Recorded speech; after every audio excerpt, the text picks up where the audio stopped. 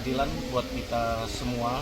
Bapak Ibu sekalian, ada berita sangat menyedihkan yang saya terima tadi malam, di mana ibunda dari terpidana Sudirman kasus Vina dan Eki di Cirebon. Kami mendapatkan kabar bahwa ibunda dari terpidana Sudirman ini tadi malam meninggal dunia di rumah sakit di Cirebon. Tentu saya dengan tim hukum yang mendampingi para terpidana selama ini, khususnya Sudirman, sangat berduka ya, atas meninggalnya ibunda dari Sudirman ini. Semoga amal baik dan juga keluarga yang ditinggalkan dapat diberikan ketabahan, khususnya untuk Sudirman. Ya, tetaplah tabah, tetaplah berjuang. Kami para pengacara yang mendampingimu akan terus berjuang. Ya, mudah-mudahan dalam waktu beberapa minggu ke depan peninjauan kembali yang sedang berproses di Mahkamah Agung dapat segera keluar. Ya, Bapak-bapak hakim agung di Mahkamah Agung yang saya hormati, lihatlah ketujuh terpidana ini, ada 2 terpidana yang sudah kehilangan orang tuanya. Bukalah mata hati Bapak Ibu sekalian. Ya. Kami berjuang menegakkan keadilan bagi mereka. Ya, khususnya Sudirman, sekali lagi kuatkan hatimu dan percayalah bahwa Tuhan akan bersama dengan kita dalam perjuangan menegakkan keadilan ini. Ya, kami mohon maaf seluruh tim hukum, kebetulan dari tanggal 4 Desember sampai tanggal 7 Desember 2024 sedang rapat kerja nasional Dewan Pimpinan Nasional Pradi bersama dengan seluruh ketua-ketua DPC se-Indonesia.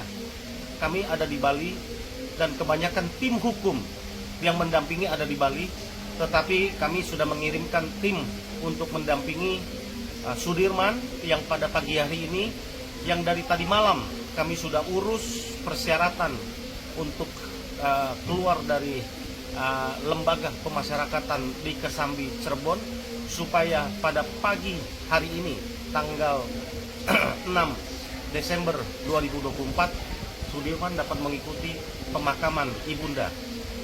Ya, dan terima kasih kepada Bapak Kalapas dan juga teman-teman di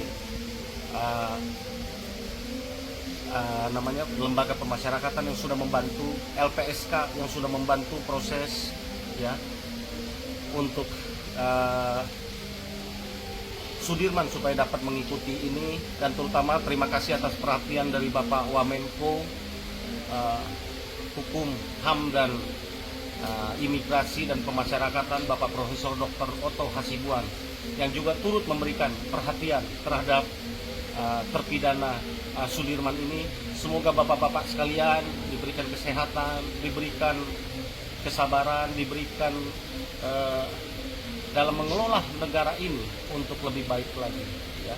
Sekali lagi saya tentu berharap ya, terkait dengan perkembangan kasus hukum yang berjalan, Bapak Ibu sekalian, dapat saya sampaikan kemarin di Bareskrim Mabes Polri telah diadakan pemeriksaan terhadap saksi Purnomo, di mana kita tahu Purnomo ini adalah saksi yang melihat bahwa peristiwa itu adalah bukan pembunuhan.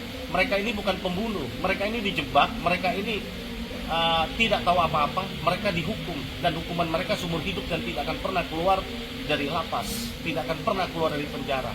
Ya, kami terpanggil untuk membela mereka bahwa ternyata peristiwa ini adalah peristiwa kecelakaan dan Purnomo adalah salah satu saksi yang melihat bersama dengan bapaknya yang bernama Pak Ismail. Ya, bapak-bapak di Bareskrim Mabes Polri bantu cepat dengan laporan-laporan polisi yang sedang kami laporkan, ya, supaya cepat untuk diungkap kebenaran ini. Ya, ada 3 laporan kami terhadap Pak Pasren Kavi, kepada Bapak Rudiana, Ibtu Rudiana, kepada juga yang lain ya, kami mohon untuk segera diproses ya. AIP ya, tentunya LP kami kepada AIP juga tolong diproses ya. Dengan demikian keadilan ini didapatkan mereka ya. Kita lihat bahwa para terpidana ini begitu menderita di dalam, dan terutama dengan berita duka yang sedang dialami oleh terpidana Sudirman. Semoga keadilan ini masih ada di Indonesia, dan Sudirman tetaplah engkau sabar, dan Tuhan akan beserta dengan engkau. Salam keadilan. Oh ya, namanya Pak Ismail. Kebetulan Pak Ismail juga sudah diperiksa ya Bu Amai ya, sudah diperiksa oleh Barreskrim Mabes Polri. Sebenarnya sejauh mana sih dari kesaksian Pak Purnomo yang sekaligus melengkapi kesaksian Pak Ismail dalam membuat terang perkara dari almarhum Eki dan almarhumah Vina ini di Cirebon, ini sejauh mana peran kesaksiannya? Kalau untuk keterangannya sih hanya sebatas melihat adanya dugaan kecelakaan di jembatan, yang mana Pak Purnomo ini pulang dari rumah pasangannya waktu itu yang akan dilamar oleh Pak Purnomo, yang secara tidak sengaja karena sempat nyasar, kemudian lewatlah jembatan itu tanpa disengaja. Kemudian dari arah berlawanan ada motor ya, berapa orang? Satu orang berboncengan, kemudian berboncengan dari arah berlawanan sekitar 10 berapa meter tuh dari arah 10 meter. Kemudian kondisi motor tersebut gimana dari arah yang berlawanan, boleh diceritakan? Dari arah berlawanan saya melihat motor itu kabut ugal-ugalan, terus standing sambil berteriak, lalu turun tabraklah trotoar tengah jalan itu. Standing ya, rodanya diangkat, roda depannya kebut-kebutan, berjalan lurus apa zigzag? Zigzag ya. Dan waktu itu menyaksikan benar-benar detik dari mereka masih standing sampai jatuh. Iya. Nah, waktu itu ingat nggak jatuhnya mentalnya dari korban yang diduga almarhum Eki dan almarhumah Vina ini seperti apa jatuhnya? Jatuhnya tengkurap dua-duanya. Dua-duanya tengkurap. Dan waktu itu Pak Purnomo, sepenglihatan dan sepengingatan Pak Purnomo, ada saksi lain nggak yang melihat waktu itu? Nggak ada Pak, cuma saya berdua doang. Ingatnya waktu itu nggak terlalu memperhatikan ya, apakah ada orang di pinggir jalan, itu nggak pada saat itu nggak terlalu memperhatikan ya, karena mungkin shock ya melihat kejadian, kaget ya. Waktu itu sudah ada banyak darah atau apa dalam kecelakaan tersebut? Waktu itu baru dikit sih Pak, soalnya kan baru kejadian gitu. Oh, oke. Nah ini Mbak Amai, saya juga dapat dengar pernah cerita dari Pak Ismail, Pak Purnomo sama Pak Ismail ini tidak berhenti, tidak sampai menolong korban-korban yang patut diduga sebagai saudara Eki dan saudara Vina ini. Apa tanggapan Bu Amai sebagai tim kuasa hukum dari? Ya, kalau menurut kami mungkin sebagai orang awam ya, melihat kecelakaan tentunya ada rasa takut, karena kondisi di situ kan tidak ada lagi orang selain Pak Purnomo dengan Pak Ismail. Jadi sepengetahuan mereka ya? Sepengetahuan mereka tuh nggak ada orang selain mereka gitu.